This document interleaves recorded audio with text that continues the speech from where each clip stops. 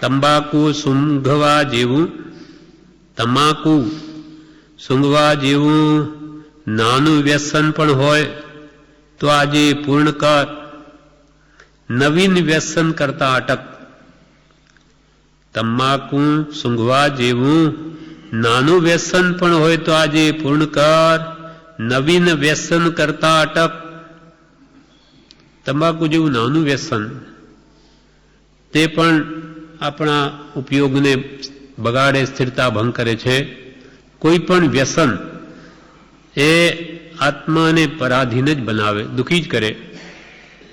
માટે તમાકુ જેવું નાનું સૂંધું વ્યસન હોય તો પણ એને આજે નિર્મૂળ કરજે, અને નવા કોઈ વ્યસન તને વળગી ન જાય તેના માટે પણ તું ધ્યાન રાખજે. નહીં તો આ જીવને શું થાય, એક છોડીને બીજું ગ્રહણ કરે કે ભાઈ ચા નહીં પીવી તો કે કંઈ નહીં, ચાની બાધા લઈ લઈએ તો કોફી રાખે કે ભાઈ કોફી પીશું. એવી એક રીતે બીજું, તંબાકુ નહીં પીશું તો ચાલો આપણે હુક્કો પીશું, તંબાકુ નહીં સૂંઘીએ તો ચાલો બીડી પીશું. એમ એક છોડીને બીજું વળગાડે એ તો ઓલામાંથી ચૂલામાં પડવા જેવું છે. એમાં કંઈ એમાં ભલી વાર ના આવે. એટલે મહાપુરુષો કે આ નાનું સૂનું વ્યસન હોય તે પણ આજે પૂર્ણ કરજે, અને નવું કોઈ વ્યસન પડવા દેશ નહીં. તમાકુ સૂંઘવા જેવું નાનું વ્યસન પણ હોય તો આજે પૂર્ણ કર. નવીન વ્યસન કરતા અટક.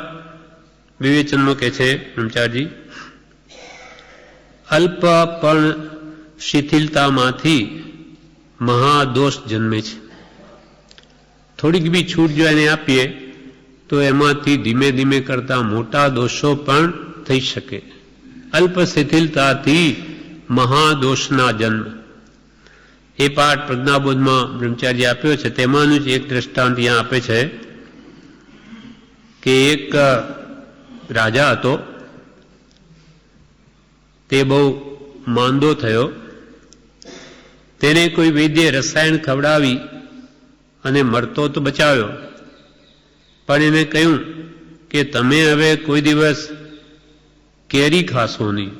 જો કેરી ખાશો તો આવી સ્થિતિ ફરી તમારી થઈ જશે અને પછી કોઈ ઉપાય ચાલશે નહીં. તે સાંભળી રાજાએ રાજ્યમાંથી બધા આંબા કપાવી નાખ્યા. પોતાને જરૂર નથી એટલે કે છે બધા આંબા જ કપાવી નાખ્યા. પણ તારે જરૂર નથી તો પ્રજા તો છે, પણ રાજા છે, એના આત્મસત્તા છે, એટલે એને બધા આંબા કપાવી નાખ્યા. એક દિવસ કે છે તે જંગલમાં શિકારે ગયો. ત્યાં આંબાનું વન હતું. બીજા બધા તો ઝાડ હતા પણ બાવળિયા જેવા કાંટાના, વિશેષ છાંયડો ક્યાંય મળે નહીં. પણ ત્યાં એક આંબાનું ઝાડ હતું. તેની છાયા વિશેષ હતી, એટલે એની નીચે એને બેસીને ત્યાં બપોરી ગાળી. એના મનમાં એમ થયું કે આપણે આંબો ખાવાની ના પાડી, કંઈ એની છાયા લેવાની થોડી ના પાડી છે. અલ્પ શિથિલતાથી કેવા મહાદોષના જન્મ થાય એ બતાવે. એટલે કંઈ નહીં કે આપણે બપોરી એમાં અહીંયાના છાયાની છે અહીંયા સૂઈ રહીએ. કંઈ એ છાયામાં બેસવાથી થોડું ઝેર ચડવાનું છે એમ વિચારીને ત્યાં આરામ કર્યો. તેટલામાં શું થયું કે આંબા પરથી એક પાકેલી પીળી સુંદર એક કેરી નીચે પડી. હવે તે જોઈ અને રાજાને થયું કે આ બહુ સુંદર કેરી છે, હાથમાં લેવામાં આમાં થોડુંક પાપ છે, એમાં ક્યાં આપણને કંઈ રોગ ચડી જાય, દોષ લાગે, એમાં કંઈ થોડું ઝેર ચડી જાય. એટલે હાથમાં લીધી. પછી કે એને સૂંઘી તેની વાસ આવી તો સૂંઘવામાં ક્યાં દોષ છે, એમ કરીને એનો એ રંગ જોઈ એને સૂંઘવાનું મન થયું. એને સૂંઘવામાં ક્યાં ઝેર ચડે એમ કરીને સૂંઘ્યું. પછી પાછો વિચાર ભર્યો કે આવી સુંદર કેરી છે કે ભલે હું નહીં ખાઉં તો આ મારા સાથીદારો જે છે સાથે એ બધાને તો આપું. એમ કરીને ચપ્પુ પોતાના પાસે હતું એ કાઢી અને એની ચીરીઓ કરીને પોતાના સાથીદારોને આપી. પણ પછી મનમાં થયું કે હવે તો આ ગોટલો છે, આ થોડી કેરી છે,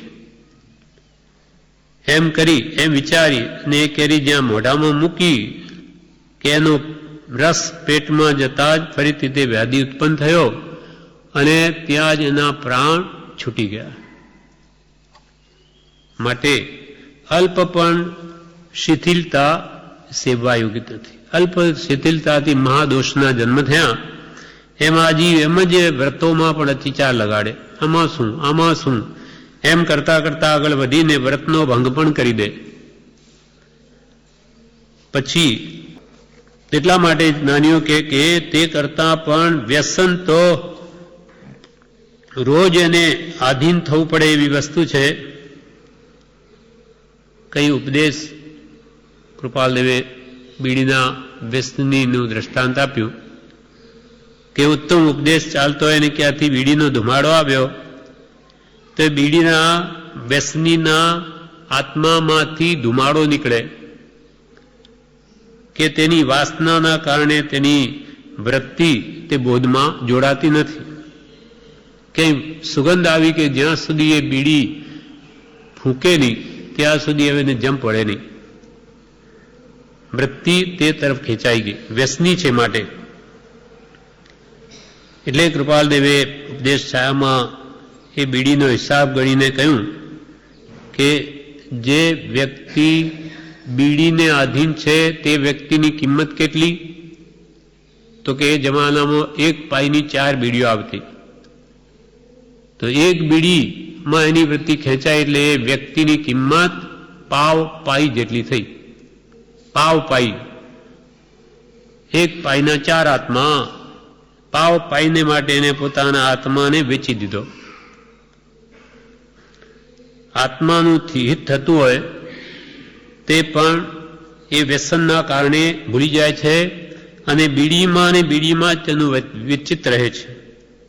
માટે પ્રભુશ્રીજી કહેતા કે કોઈ પણ અહિતકારી વસ્તુ લાગી હોય તો તેનો વિચાર કરી ફરી કદી તે સ્મરણમાં પણ ન આવે એવું કરવા માટે કહેતા કે ભાઈ આ વસ્તુ ખાવા જેવી નથી, પીવા જેવી નથી, તો એ વસ્તુ અહિતકારી છે તો કદી આપણા સ્મરણમાં પણ ન આવે એમ કરવું. તારી કલ્પના ઉપર મૂક મીંડું અને તાણ ચોકડી. પ્રભુશ્રી કે તારી જે કલ્પનાઓ છે કે બીડી પીવામાં કે ચા પીવામાં કે જે કંઈ આવા વ્યસનો સેવવામાં સુખ છે એવી તારી મતિ કલ્પના મીંડું મૂક અને એના ઉપર પાછી ચોકડી તાણ.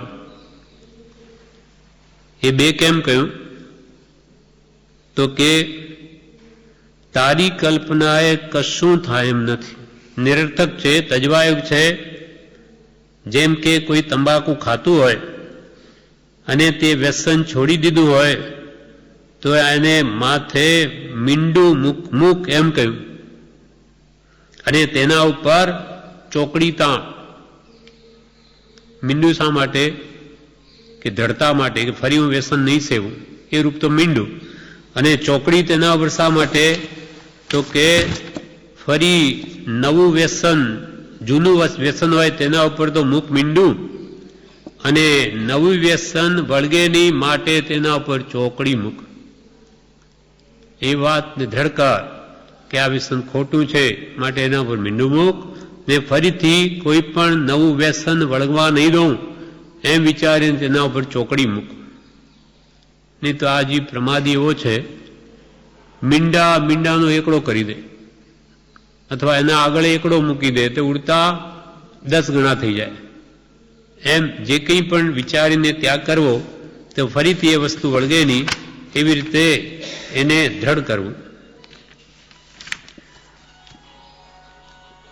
એટલે કૃપાલય કહે તંબાકુ સુગવા જેવું નાનું વ્યસન પણ હોય તો આજે પૂર્ણકાર નવીન વ્યસન કરતા અટક. કોઈ પણ વ્યસન ન જોઈએ.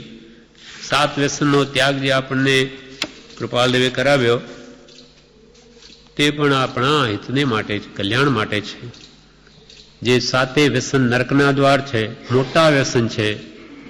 જુગાર, માંસ, દારૂ, ચોરી શિકાર, વેશ્યાગમન, પરસ્ત્રીગમન એ સાતે વ્યસન સાતે નરકના દ્વાર છે. માટે એનો આપણને ત્યાગ કરાવ્યો કે મરી જવું પણ એ વ્યસન જીવનમાં કદી ન સેવવા, નહીં તો ખોટી ગતિ થશે. તેમાં નાના વ્યસનો પણ જીવનમાં નહીં જોઈએ, નહીં તો આપણી વૃત્તિ ચલિત થા પછી ક્યાંય બોધમાં કે ભક્તિમાં પણ લાગે નહીં. માટે કે છે નાનું વ્યસન તંબાકુ જેવું નાનું સૂંઘવાનું હોય તો એને પણ એનો ત્યાગ કર, એ નહીં જોઈએ. પછી વાક્ય 88.